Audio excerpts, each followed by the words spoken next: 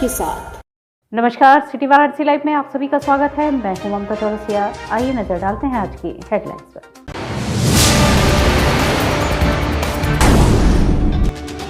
करोड़ों की नकली कोविशील्ड एवं जायकोव डी वैक्सीन एवं नकली कोविड टेस्टिंग किट बरामद। बीएचओ अस्पताल के हृदय विभाग के कार्डियोथेरेसिक डिपार्टमेंट के हेड के खिलाफ छात्रों का प्रदर्शन। पीएम मोदी ने बजट को लेकर यूपी की सभी विधानसभा के कार्यकर्ताओं से किया वर्चुअल संवाद। और वित्त मंत्री निर्मला सीतारमण के विरोध में उतरे एनएसयूआई के कार्यकर्ता मलदैया चौराहे से गिरफ्तार। और अब खबरें विस्तार से।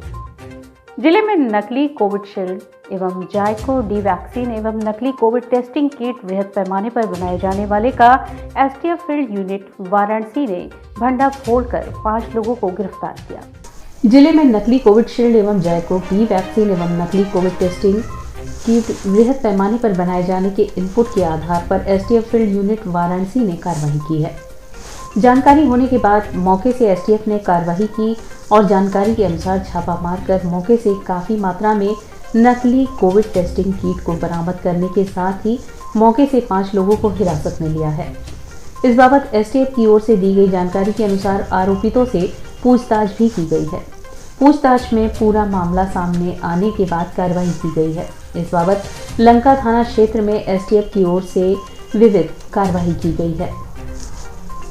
इस बाबत रोहित नगर थाना लंका जनपद वाराणसी से अभियुक्त राकेश थवानी पुत्र स्वर्गीय हरिकिशन निवासी flat number 31 Dhanshree complex Siddhgiri Bagh Varanasi, दूसरे आरोपी संदीप शर्मा पुत्र सुरेश शर्मा निवासी CK 1/13 पठानी टोला चौक वाराणसी, तीसरे आरोपी लक्ष्य जावा पुत्र रमेश कुमार जावा निवासी E 7/4 third floor Malviya Nagar नई दिल्ली, चौथे आरोपी शमशेर पुत्र गोपाल निवासी नागपुर रसड़ा बलिया, पांचवें आरोपी अरुणेश विश्वकर्मा पुत्र मदन विश्वकर्मा निवासी D 65/338 बौलिया लहरतारा वाराणसी को गिरफ्तार किया गया है। इनके पास से नकली टेस्टिंग किट, नकली कोविशील्ड वैक्सीन, नकली ZyCoV D vaccine, packing machine, खाली वायल, स्वाब स्टिक बरामद किया गया है। पूछताछ पर राकेश थवानी ने बताया कि वह संदीप शर्मा, अरुणेश विश्वकर्मा व शमशेर के साथ मिलकर नकली वैक्सीन व टेस्टिंग किट बनाता था। वह लक्ष्य जावा को सप्लाई करता था, जो अपने नेटवर्क के द्वारा अलग अलग राज्यों में सप्लाई करता था। अभियुक्त गढ़ से पूछताछ कर उनके गिरोह के बारे में जानकारी एकत्र करते हुए अग्रिम विधिक कार्यवाही की जा रही है। बरामद दवाओं और कोविड किट की बाजार में मूल्य के अनुसार अनुमानित कीमत लगभग 4 करोड़ रुपए है।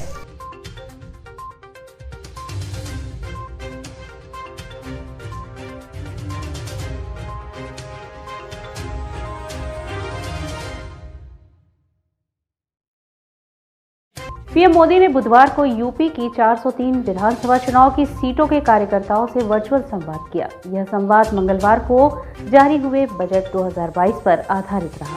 पीएम मोदी ने बुधवार को यूपी की 403 विधानसभा सीटों के कार्यकर्ताओं से वर्चुअल संवाद किया। यह संवाद मंगलवार को जारी हुए बजट 2022 पर आधारित रहा। प्रधानमंत्री मोदी ने अपने उद्बोधन में कहा कि इस बजट का फोकस गरीब, मिडिल क्लास को बुनियादी सुविधाएं देने पर रहा। हमारी सरकार मूलभूत सुविधाओं पर फोकस कर रही है। उन्होंने कहा कि महिलाओं के जीवन की सबसे बड़ी चुनौती पानी है।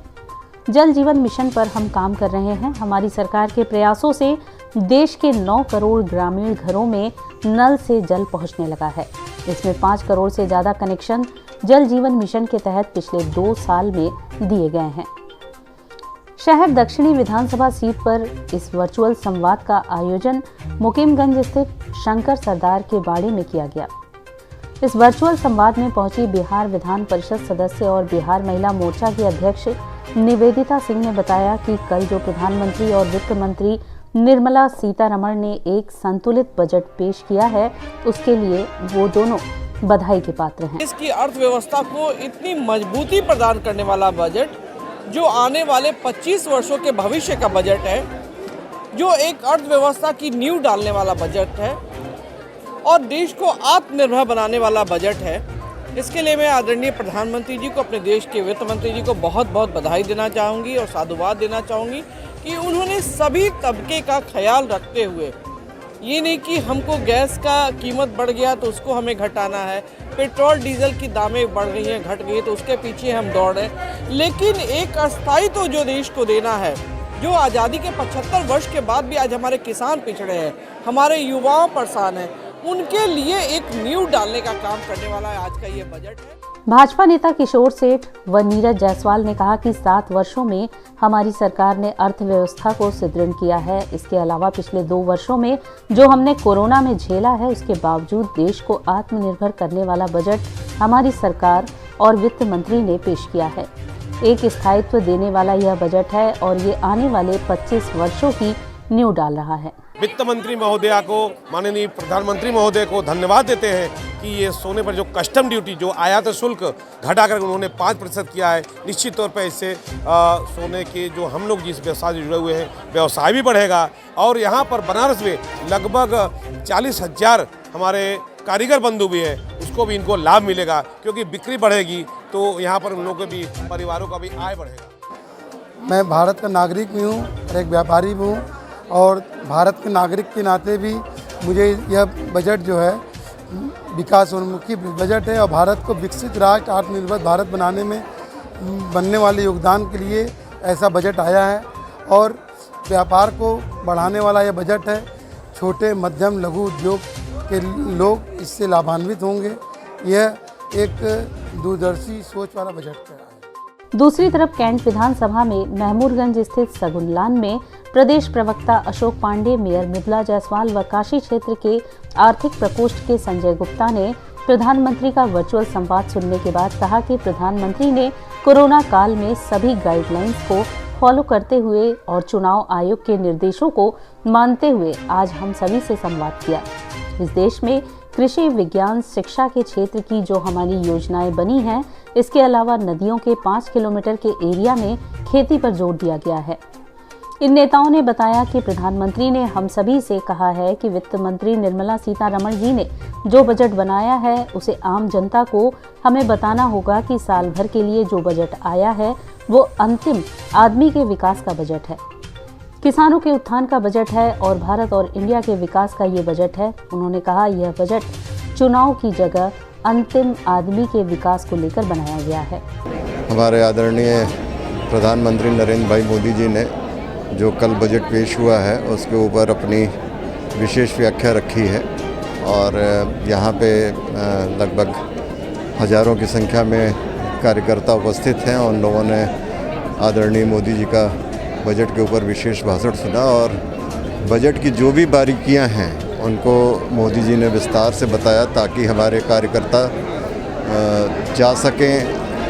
जब क्षेत्र में जाएंगे तो जो जनता है उनको उस बजट के बारे में अगर कोई भ्रांति है तो उसको दूर करने का वो प्रयास करेंगे।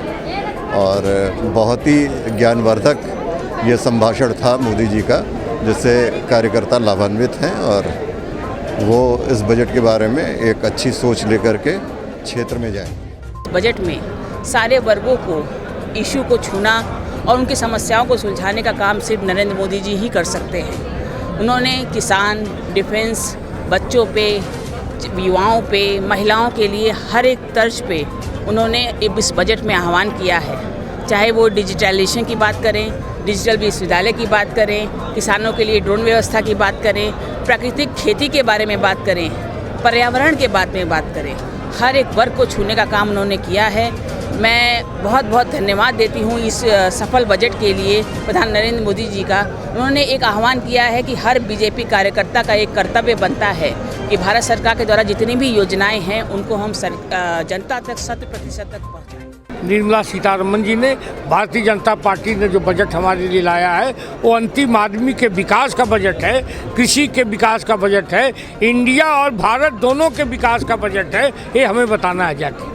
जी, अभी 5 राज्यों में चुनाव भी है, उसको देखते हुए बजट को देखिए, ये चुनाव ये तो पूरे देश में है, किसी न किसी देश में चुनाव, प्रदेश में चुनाव होता रहता है। चुनाव की बात नहीं है, साल भर का बजट जो आया है चुनाव को ध्यान में न रख के अंतिम आदमी के विकास को ध्यान में रख के बनाया गया बजट। इस दौरान मौजूदा भाजपा एमएलसी और प्रदेश उपाध्यक्ष डॉक्टर लक्ष्मण आचार्य ने बताया कि आज प्रधानमंत्री जी ने कल पारित हुए बजट को लेकर हम सभी से वर्चुअल संवाद किया है। इस बजट में सभी क्षेत्रों को आत्मनिर्भर करते हुए देश के विकास में योगदान देने वाला बनाया गया है। प्रधानमंत्री जी ने आत्मनिर्भर भारत की जो अर्थव्यवस्था, जो हमारी वित्त मंत्री जी ने एक बजट प्रस्तुत किया था, उसको लेकर के आज उसी के संदर्भ में माननीय प्रधानमंत्री जी ने हम कार्यकर्ताओं के मध्य उसको इस भाषण के माध्यम से समझाया, बताया। और निश्चित रूप से यह जो बजट है आत्मनिर्भर भारत और सभी सर्वसमावेशी है, सभी क्षेत्रों को टच किया उन्होंने, चाहे सीमा पर रहने वाला हमारा बंधु हो, चाहे गांव में खेती करने वाला किसान हो, चाहे व्यापारी हो, सभी क्षेत्रों को आत्मनिर्भर होकर के देश की खुशहाली में अपना योगदान सुनिश्चित कर सकें। इस तरह का एक बहुत ही सुंदर अभूतपूर्व अर्थ हमारे ये बजट प्रधानमंत्री जी ने जो प्रस्तुत किया, हम कार्यकर्ता इस आज के बाद चल कर के इसको समाज में लोगों तक पहुंचाएंगे। वित्त मंत्री निर्मला सीतारमण पर उत्तर प्रदेश के ऊपर की गई टिप्पणी के विरोध में एनएसयूआई के कार्यकर्ताओं ने मलदहिया चौराहे पर विरोध दर्ज कराया। वित्त मंत्री निर्मला सीतारमण द्वारा उत्तर प्रदेश के ऊपर की गई टिप्पणी के विरोध में एनएसयूआई के कार्यकर्ताओं ने मलदहिया चौराहे पर विरोध दर्ज कराया। इस दौरान मौके पर मौजूद पुलिस प्रशासन ने एनएसयूआई कार्यकर्ताओं से विरोध प्रदर्शन करने को मना किया, लेकिन इनके नहीं मानने पर इन्हें गिरफ्तार कर लिया गया। कार्यक्रम का नेतृत्व कर रहे जिलाध्यक्ष ऋषभ पांडे ने कहा कि जिस तरह वित्त मंत्री जी उत्तर प्रदेश के बारे में गलत टिप्पणी करती हैं, उसे नहीं सहा जाएगा। एक तरफ देश के प्रधानमंत्री मां गंगा की सौगात लेकर चुनाव लड़ते हैं, दूसरी तरफ वित्त मंत्री ऐसे अभद्र टिप्पणी करती हैं। उत्तर प्रदेश ने देश को महान लोगों को दिया है, जैसे मदन मोहन मालवीय, मुंशी प्रेमचंद, चंद्रशेखर आजाद। हम ऐसे सोच की वित्त मंत्री का देश के सरकार से इस्तीफा मांगते हैं। हम यह शांतिपूर्वक विरोध कोविड के नियमों का पालन करते हुए विरोध करने जा रहे थे, पर पुलिस प्रशासन ने जबरदस्ती हमें गिरफ्तार किया है। इस विरोध प्रदर्शन में एनएसयूआई जिलाध्यक्ष ऋषभ पांडे के अलावा छात्र संघ महामंत्री, एनएसयूआई के प्रदेश महासचिव प्रफुल्ल पांडे, एनएसयूआई जिला उपाध्यक्ष अनिल शेख, एनएसयूआई महानगर उपाध्यक्ष अजय पटेल उपस्थित रहे। कायस्थ समाज द्वारा कायस्थ कॉन्फ्रेंस का आयोजन स्थापना दिवस चित्तूपुर स्थित सेंट मरियम स्कूल में धूमधाम से मनाया गया। कायस्थ समाज के सामाजिक, राजनीतिक, आर्थिक और सांस्कृतिक विकास के लिए प्रतिबद्ध ग्लोबल कायस्थ कॉन्फ्रेंस का स्थापना दिवस चित्तूपुर स्थित सेंट मरियम स्कूल में धूमधाम से मनाया गया। भगवान चित्रगुप्त के चित्र पर पुष्पांजलि अर्पित करने के बाद दीप प्रज्वलन कर कार्यक्रम की शुरुआत की गई। जीकेसी पूर्वी उत्तर प्रदेश इकाई की ओर से जीकेसी के सामाजिक और आर्थिक विकास के लिए रोड मैप की रूपरेखा भी तैयार हो गई है। इस अवसर पर उपस्थित प्रख्यात कवि चकाचौंध ज्ञानपुरी ने कहा कि जीकेसी का गठन देश भर में बड़ी संख्या में फैले कायस्थ परिवारों को उनके राजनीतिक, आर्थिक, शैक्षणिक, सांस्कृतिक विकास के लिए किया गया है। विद्यालय के प्रबंध निदेशक मनोज श्रीवास्तव ने कायस्थ समाज के लोगों को एकजुट होकर आगे बढ़ने का आह्वान करते हुए कहा कि कायस्थ समाज ने हमेशा समाज को दिशा प्रदान की है। इस अवसर पर शशिकांत श्रीवास्तव, मनोज श्रीवास्तव, अरविंद श्रीवास्तव, अजय श्रीवास्तव, प्रवीण वर्मा, दीपेन्द्र श्रीवास्तव, अभिषेक श्रीवास्तव, पंकज, आयुष वर्मा, राजेश्वर श्रीवास्तव, दीपक श्रीवास्तव, महेश, अभिषेक, निगम, विजय, रविशंकर, हरेंद्र समेत कई अन्य लोगों ने अपने विचार साझा किए। संकल्प लिया गया कि ग्लोबल कायस्थ कॉन्फ्रेंस को आगे बढ़ाते हुए रचनात्मक कार्य करते हुए उन लोगों की मदद किया जाए जो इसके आवश्यक हैं, नीडी हैं, जरूरतमंद हैं। और यहाँ वक्त उछला है एक छोटे से ब्रेक का। मिलते हैं ब्रेक के बाद। वाराणसी लाइव, सच के साथ। Best fundamental lab, best faculty, best placement set. We are proud to be a student of JDSL. I am a student of Jeevandeep Mahavidyalaya. I am proud of Mahavidyalaya for excellent faculty, best support and best infrastructure and best placement. Best fundamental lab, best faculty, best placement set. We are proud to be a student of JDSL. I am a student of Jeevandeep Mahavidyalaya. I am proud of Mahavidyalaya for excellent faculty, best support and best infrastructure and best placement. हम तोड़ेंगे ये सन्नाटा, करेंगे बात आपकी, बात बना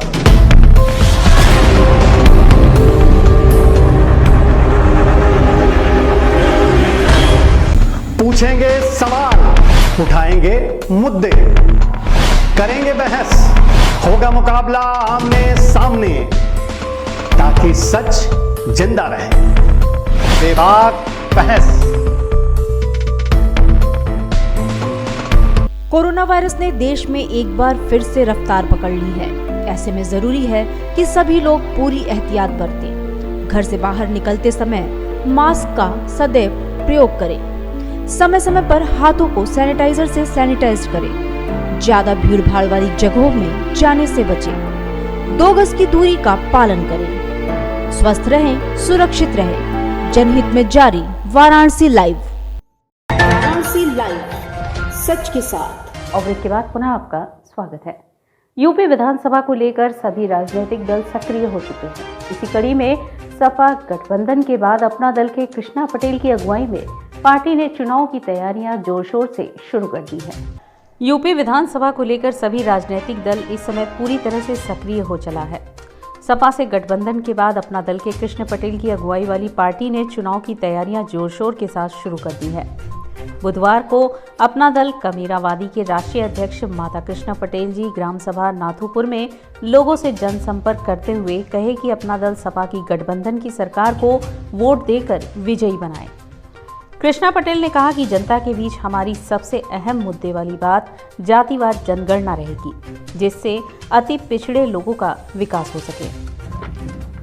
जनता के बीच में जो उतरने में सबसे पहला हमारा मुद्दा रहेगा वो जातिवाद जनगणना रहेगी। और हमें अपने संविधान को बचाना। आज के काल में हमारा संविधान खतरे में है। पूर्व में जो केंद्र में सरकार बैठी हुई है, चाहे प्रदेश की हो चाहे केंद्र की हो, वो लोग हमारे संविधान को मिटाना चाह रहे हैं और मनुस्मृति लाना चाह रहे हैं। ठीक उसी तरीके से मिटाना चाह रहे हैं जिस तरह से सारी फैक्ट्रियाँ बंद कर दी हैं, हवाई अड्डे बेच दिए हैं, उसी तरीके से हमारे संविधान को भी ये लोग मिटाना चाहते हैं। हम लोग उसको बचाने के लिए संघर्ष कर रहे हैं।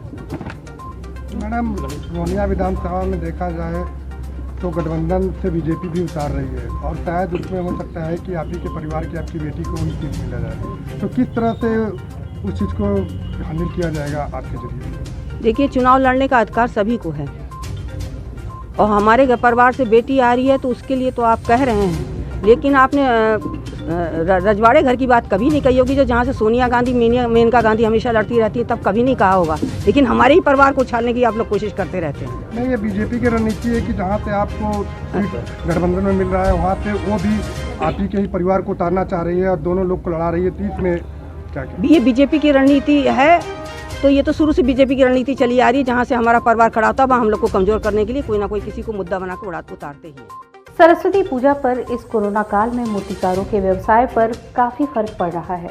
उनका कहना है पहले जितनी मूर्तियों के ऑर्डर आते थे वह अब घटकर आधे से भी नीचे जा चुके हैं। बसंत पंचमी का त्योहार इस वर्ष 5 फरवरी को मनाया जाएगा। इस दिन शिक्षण संस्थानों के अलावा कई जगहों पर पंडालों में वीणा वादिनी माता सरस्वती की प्रतिमा सजाई जाती है और उनका पूजन किया जाता है। ऐसे में शहर के कई इलाकों में मूर्तिकार माता सरस्वती की मूर्तियां बनाने में लगे हैं, पर उनका कहना है कि कोरोना काल ने उनकी कमर तोड़ दी है। पहले हर वर्ष 30 से अधिक मूर्तियां बिक जाती थी, पर इस वर्ष 15 से 19 मूर्तियों का ऑर्डर मिला है। कोनिया निवासी मूर्तिकार शंकर की मानी जाए तो एक मूर्ति को बनाने में 10 दिन का समय लगता है। मौसम खराब रहता है तो हम लोगों को दिक्कतें आती हैं। हम लोग लगभग 19-20 मूर्ति बना लेते हैं, 2 भाई मिल के।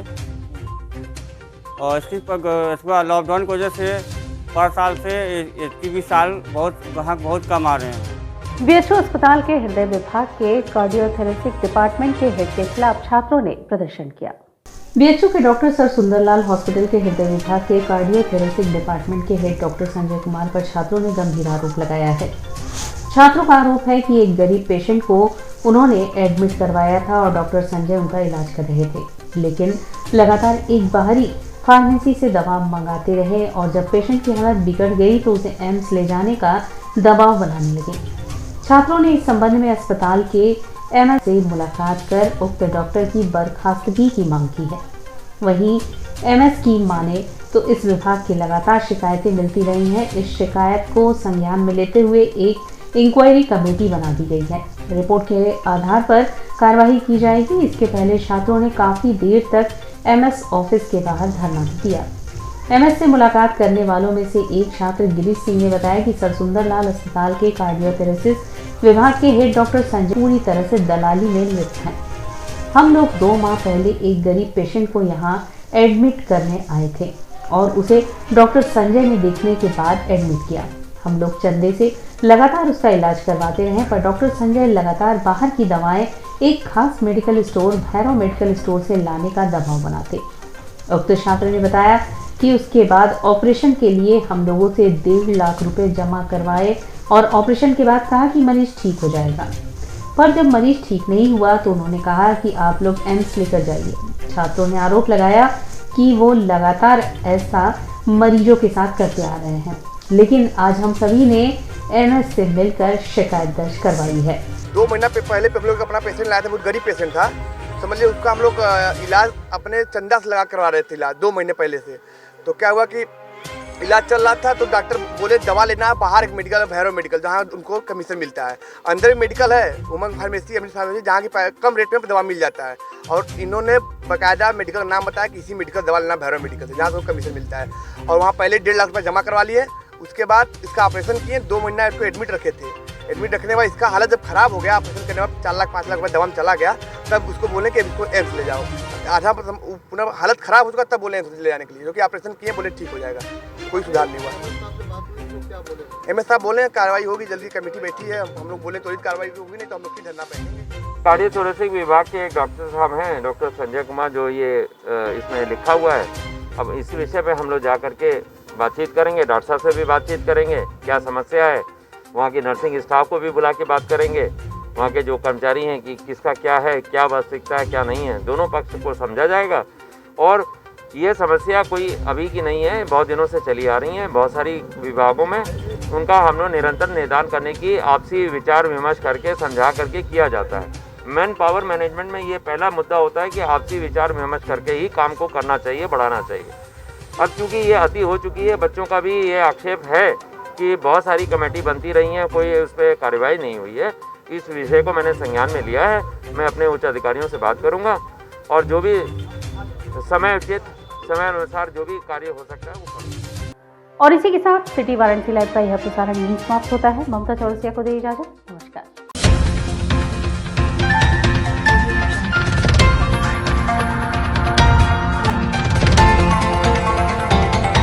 वाराणसी लाइव, सच के साथ।